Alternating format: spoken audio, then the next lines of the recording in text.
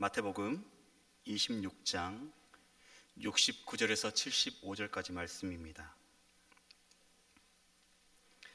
마태복음 26장 69절에서 75절까지 말씀입니다. 신약성경 제가 가지고 있는 성경으로 48페이지에 있습니다. 한 절씩 우리 교독하고 마지막 절 75절은 함께 합독할까요? 저 먼저 읽습니다. 베드로가 바깥틀에 앉았더니 한 여종이 나와 이르되 너도 갈릴리 사람 예수와 함께 있었도다 하거늘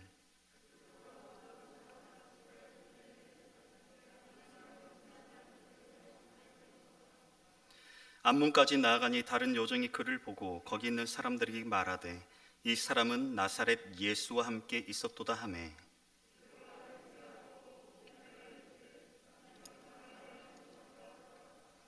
조금 후에 곁에 섰던 사람들이 나와 베드로에게 이르되 너도 진실로 그 도당이라 네 말소리가 너를 표명한다 하거늘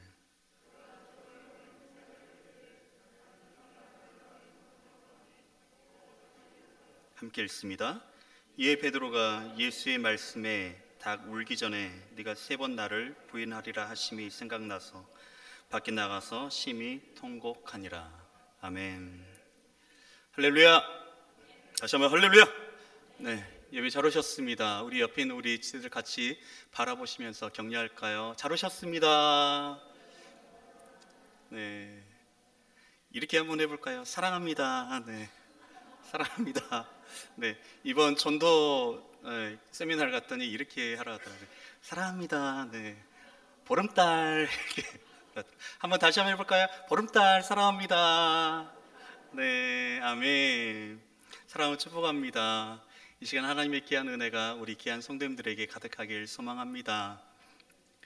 사람들은요, 이 세상을 살아가면서 어떠한 것에 참 의미를 부여하기도 하고 또 그것을 바라보거나 또 그것을 만지거나 할 때 그 추억의 장면을 떠오르곤 합니다. 여러분에게는 기념이 될 만한 장소라든지 또는 어떤 물건들이 있으신가요? 결혼 반지 빼고요. 네, 네, 있으신가요? 저에게는 4년 전부터 귀중한 물건이 하나가 생겼습니다. 처음으로 저희가 여러분들에게 발표를 하는데요. 그 물건은 너무나 저에게 소중한 물건입니다. 하나님 다음으로요. 네. 네, 너무나 소중해서 어떨 때는 이 물건이 착용하는 게 낯설어서 어떨 때는 집에다 놓고 나갈 때가 있었어요. 근데 놓고 왔구나 하고 다시 집에 가가지고 그 물건을 가지고 나가는 정도까지 지금도 착용하고 있습니다. 그것은 바로 제 왼손에 껴있는 조그만 반지입니다. 네, 결혼 반지인지 아셨죠? 네, 결혼 반지가 결코 아닙니다. 네. 이 반지는 저에게 참 소중합니다. 그리고 추억과 그리고 목소리가 그리고 얼굴이 담겨져 있는 반지입니다. 보시기에 금반지처럼 보일지 몰라도 금반지는 결코 아니에요. 네, 도금되어 있는 아주 싸구려 그 반지인데 이게 너무나 저에게는 소중합니다. 왜냐하면 이 반지가 저의 어머니의 유품이기 때문에 그렇습니다. 어머니께서 한 달 만에 불치병으로 소천을 하셨습니다. 그렇기 때문에 어떤 걸 준비할 수 없을 정도로 가족들이 큰 충격을 받았었죠. 그리고 정리를 하면서 어머니 가방에서 한 가지가 이게 떨어졌었어요. 그래서 냉큼 제가 주워가지고 제 손에 지금까지 끼고 있는 것이 지금까지 오고 있습니다. 그래서 참 저에게는 소중해요. 제가 집안에서 셋째 아들인데 저희 집안에 아들만 머시매만 4명인데 징그럽죠? 그 중에서 셋째, 착한 아들 셋째, 셋째인데 제가 반지를 지금까지 끼고 어머니를 추억하고 있습니다. 여러분들에게는 어떤 추억거리가 있을까요? 그것을 보면서 그 물건을 보면서 또는 어떤 장면을 보면서 그리고 어떤 위치에 있으면서 눈물을 짓기도 하고 또한 가슴 설레는 모습들이 이 한 가지는 있을 것 같습니다. 오늘 본문에 보면 베드로가 등장을 하죠. 그는 예수님의 우리가 잘 알고 있듯이 12명의 제자들 중에 우등생이었습니다. 예수님을 가장 잘 알고 있을 거라 생각했고요. 나머지 제자들보다 예수님을 더욱 사랑한다고 자기 스스로가 자부했던 사람이 바로 베드로였죠. 그러나 그는 오늘 본문에서 우리가 잘 알고 있듯이 예수님을 3번이나 부인하는 존재로 전락해버립니다. 가룟 유다의 배신으로 붙잡힌 예수님이 신문 받던 그때 베드로는 멀찍이 다른 이의 틈에 끼어서 불을 쬐고 있었습니다. 이때 한 여종이 얘기를 하죠. 당신도 예수님과 함께 있었던 사람이야. 내가 봤어. 당신이 함께 있던 사람 아니야? 왜 말을 못해? 왜 나서지 못하는 거야? 그 말에 철저하게 예수님을 부인해버립니다. 심지어는 예수님을 저주까지 했던 인물, 그 모습에 철저히 무너져버렸던 사람, 그 사람이 베드로 수제자였습니다. 그런 와중에 닭이 울게 되죠. 그 닭 울음소리에 그는 번쩍 정신이 뜹니다. 예수님의 말씀이 생각났던 것이죠. 그리고 심히 밖에 나가서 통곡하며 울었다고 75절은 말씀하고 있습니다. 아무것도 아닌 닭 울음소리에 산산이 깨지고 무너져버린 자신의 모습을 발견하게 되었던 것입니다. 우선 베드로의 삶을 우리가 한번 봐보시죠. 베드로의 삶, 그의 삶은 어떠했을까요? 마태복음 4장 18절에서 20절 말씀에 이렇게 말씀하고 있어요. 갈릴리 해변에 다니시다가 두 형제 곧 베드로라 하는 시몬과 그의 형제 안드레가 바다에 그물 던지는 것을 보시니 그들은 어부라 말씀하시되 나를 따라오라 내가 너희를 사람을 낚는 어부가 되게 하리라 하시니 그들이 곧 그물을 버려두고 예수를 따르니라. 아멘. 예수님께서는 가장 처음으로 베드로와 안드레를 찾아가서 당신의 제자로 삼으셨습니다. 사람을 낚는 어부가 되게 하리라는 그 말씀 가운데 그들은 자신의 삶의 전부라고 할 수 있는 그 그물을 다 버려놓고 예수님을 따랐습니다. 그것은 무엇을 얘기하냐면 지금까지 나의 계획대로 살았던 내 자신들의 삶을 이제는 예수님의 말씀대로 내가 따라 살리라 하는 결단의 모습이었습니다. 그렇게 제자의 길을 시작한 그에게 예수님께서 나병 환자를 고치시고 그리고 중풍병자를 고치고 육체의 질병들을 가지고 있는 자들을 고치시고 또한 귀신 들렸던 자들을 고치시고 나면서부터 맹인이 되었던 자, 말 못하는 자 등 수많은 병자들을 고치시면서 그런 모습들을 예수님 옆에서 지켜보며 그는 동고동락하며 제자의 길을 걸었던 인물이었습니다.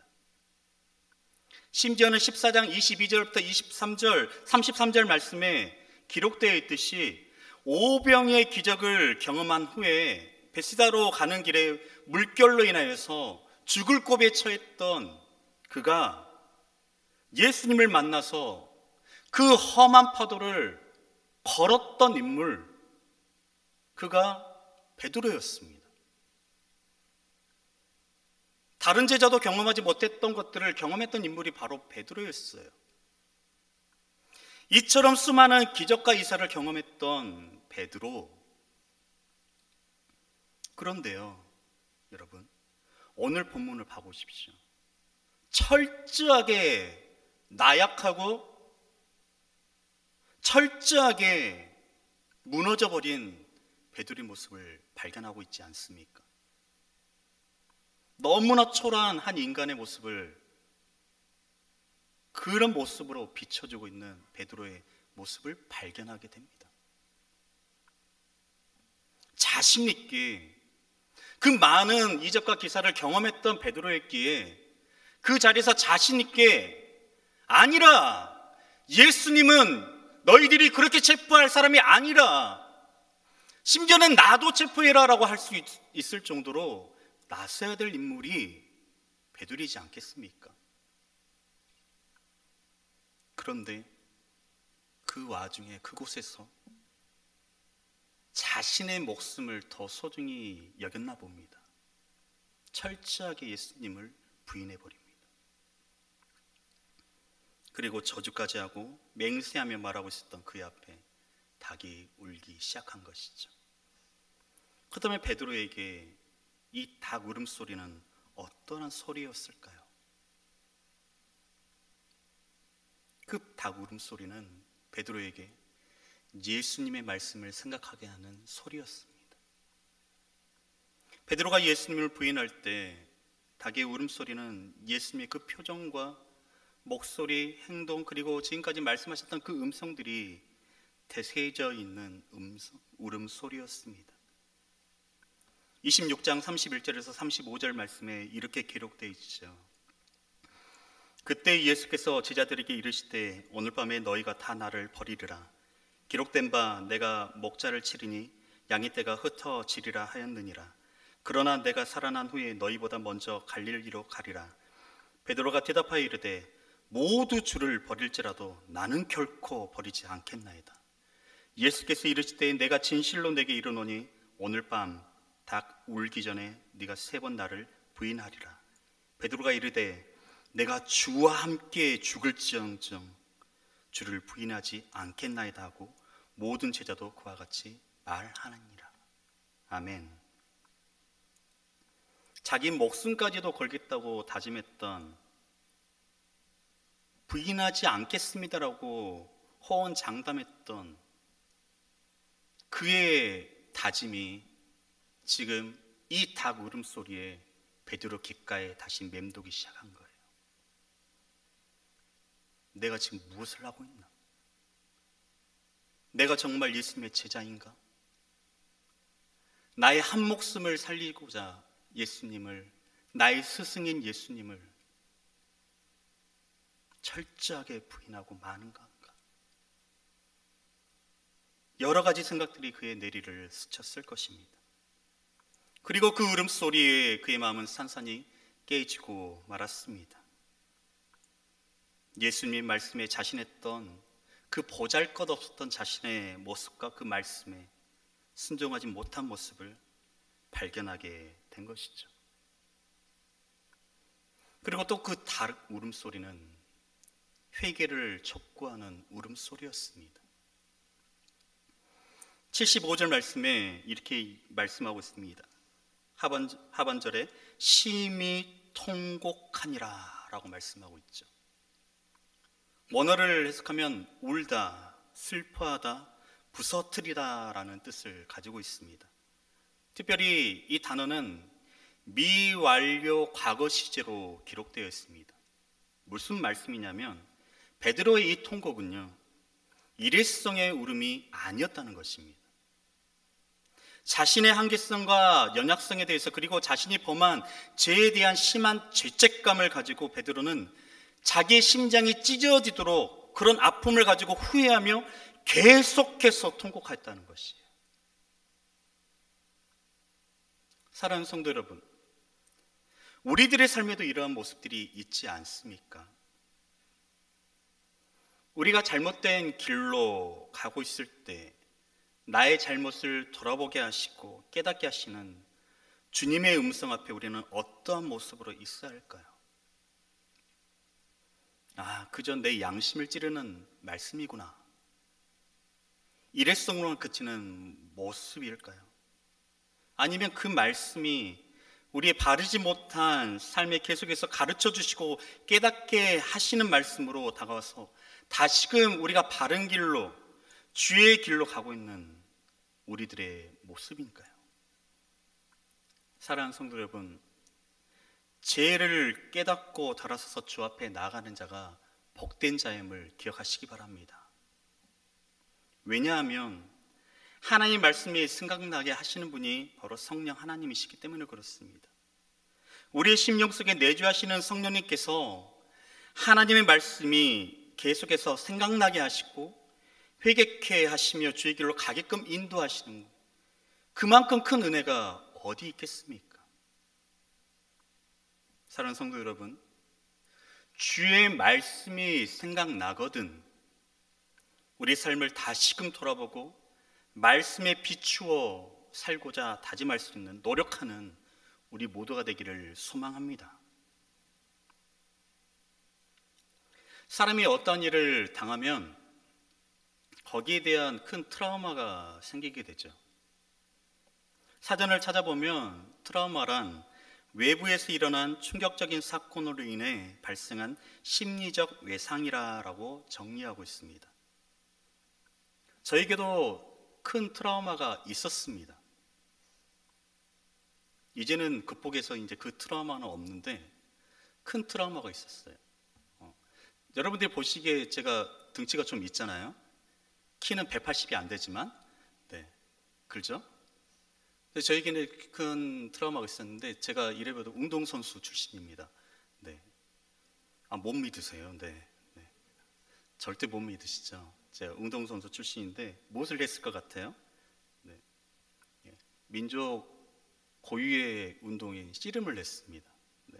씨름을 했는데, 그런데 제가 도 대회를 나가서 거기서 큰 부상을 당했어요.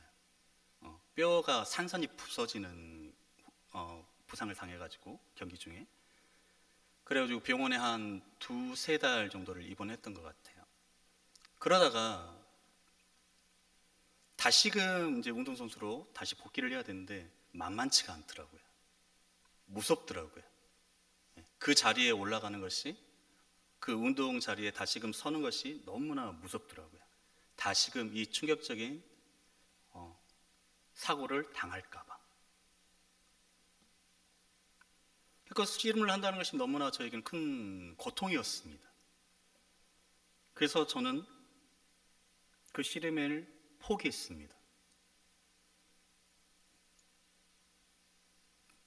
철저하게 포기를 했습니다. 그리고 운동선수 생활을 그걸로 마감해야만 했습니다. 예수님을 부인하고 저주한 베드로, 그 앞에 닭이 울음을 터뜨렸을 때 그는 아무것도 할 수가 없었죠. 그리고 예수님은 공에 넘겨져서 사형 선고를 받으시고 십자가에 달려 죽으셨습니다. 여러분 한번 생각해 보십시오. 베드로는 그러면 어떻게 살았을 것 같습니까? 성경에는 기록되어 있지 않습니다. 그런데 말씀을 묵상하며 생각해 보니까 이런 생각이 들더라고요. 베드로는 그 사건 그 이후에 예수님을 부인했던 그 장소, 그리고 여종, 심지어는 닭 울음소리에 그는 심하게 고통스러워 했을 거라는 생각이 들었습니다. 아침마다 울어대는 닭 울음소리에 그는 아마도 그 소리가 자신에게 트라우마로 다가왔을 거예요. 제발 좀 울지 않았으면 좋겠다. 그리고 그 아침 소리에, 그 아침마다 우는 그 닭 소리에 그는 하염없이 계속해서 눈물을 흘렸을 것입니다. 자신이 예수님을 부인했던, 그리고 십자가에 달려 죽으신 예수님의 모습도 그립고 생각나서 희망도 없이 마치 폐인처럼 하루하루를 살아가지 않았을까요? 여기에 멈춰 있었다면, 근데 베드로가 아니겠죠. 근데 여러분, 여전히 베드로는 그런 모습으로 살아가지 않았습니다. 거기에 우리가 희망이 있는 것입니다. 요한복음 21장을 보게 되면 예수님께서는 상심하여서 이제는 고기잡이를 다시 시작한 베드로에게 찾아가 주셨습니다. 그리고는 말씀하시죠. 요한의 아들 시몬아, 네가 이 사람들보다 나를 더 사랑하느냐? 3번이나 물으시고 끝날 것 같지 않았던, 그리고 언제나 자신을 괴롭혔던 그 트라우마에서 이제는 벗어나는 은혜를 예수님은 허락해 주셨다는 사실입니다. 부활하신 예수님이 이제는 베드로에게 참된 능력이 되었다는 것이죠. 분명 그는 무너졌습니다. 철저하게 무너졌던 인물이었습니다. 좌절해 있었던 인물이었습니다. 그러나 예수님의 말씀 앞에 그는 자신의 죄를 깨닫게 되었고, 무엇보다 성령 충만함을 받아서 그는 하나님 앞에 쓰임받는 놀라운 도구가 되었다는 사실입니다. 그가 성령 충만함을 받으니 사도행전 2장 41절과 4장 4절을 보게 되면 그의 설교를 통하여서, 그의 말씀을 통하여서 신도의 수가 3천이요 남녀의 수가 약 5천이나 되었다고 성경은 증거하고 있습니다. 너무나 나약했던 그의 모습이었지만요, 예수님의 그 사랑을 경험하고 나니, 다시금 하나님의 사랑으로 내가 다시금 쓰고 나니 하나님의 귀한 도구로 사용하게 되었다는 사실입니다. 여러분, 분명한 것은 아무리 세상이 보잘것없다고 할지라도요, 내세울 만한 것이 없다 할지라도요, 우리 모습들을 한번 봐보시죠. 어떨 때는 우리는 실패자로 쓸 때도 있습니다. 어떨 때 우리는 연약한 자로 쓸 때가 있어요. 그리고 세상 사람들의 내세울 것도 없는 사람으로 비춰질 때도 있습니다. 그러나 하나님께서 우리를 들어 쓰시면 그 모든 것들은 문제가 되지 않는 것입니다. 믿으십니까? 베드로를 묶고 있었던 그 모든 것들이 주님을 만나니, 인격적인 주님을 만나니, 성령 충만함을 받으니 그 모든 것들이 문제가 되지 않았던 것처럼요.